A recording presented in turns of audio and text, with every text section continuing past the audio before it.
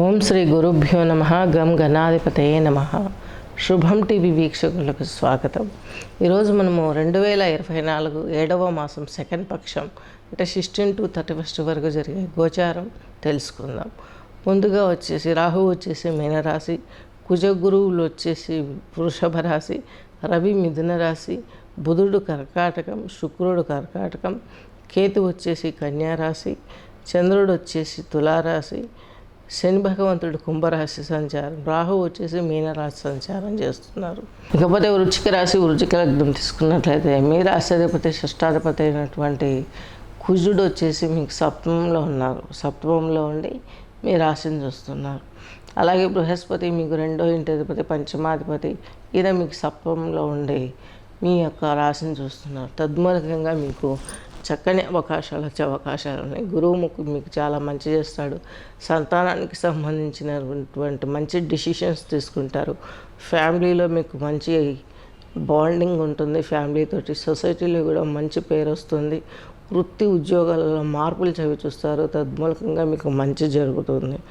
రాహు వచ్చేసి మీకు ఈ యొక్క పంచమంలో ఉన్నారు.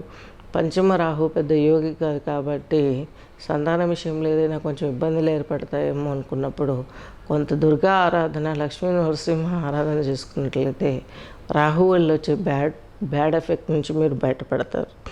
అలాగే రవి వచ్చేసి మీకు అష్టమంలో ఉన్నారు, దశమాధిపతి. ఉద్యోగంలో కొంత మీకు ఇబ్బందికరంగా ఉంటుంది.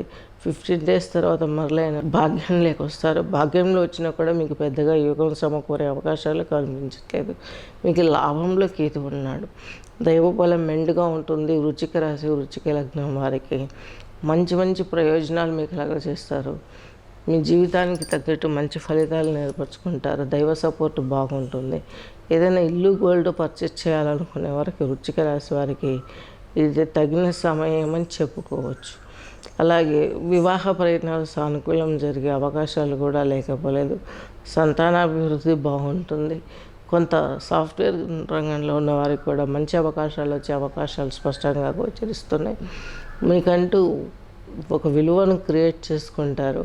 కాకపోతే ఎలా ఉంటుందంటే సక్సెస్ మన మన చేతిలోకి వచ్చే వరకు చాలా స్ట్రగుల్ చేయాల్సి ఉంది. వృశ్చిక రాశి, వృశ్చిక లగ్నం వారికి ఎప్పుడూ లేనంత ఘనత తగ్గిపోతుంది.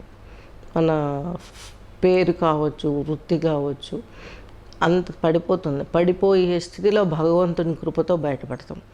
ఇలా ఉంటుంది ఈ పక్షం రోజులు. ఈ వృశ్చిక రాశి, వృశ్చిక లగ్నం వారికి వివాహ ప్రయత్నం కావచ్చు, ఏదైనా సరే విందు వినోదాలు కావచ్చు, ఇవన్నీ కూడా కొంత ఇబ్బంది. కానీ బాండింగ్ ఉంటుంది. సిబ్లింగ్స్తో మంచి బాండింగ్ ఉంటుంది.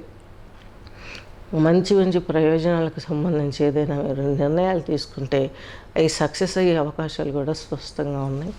స్వస్తి.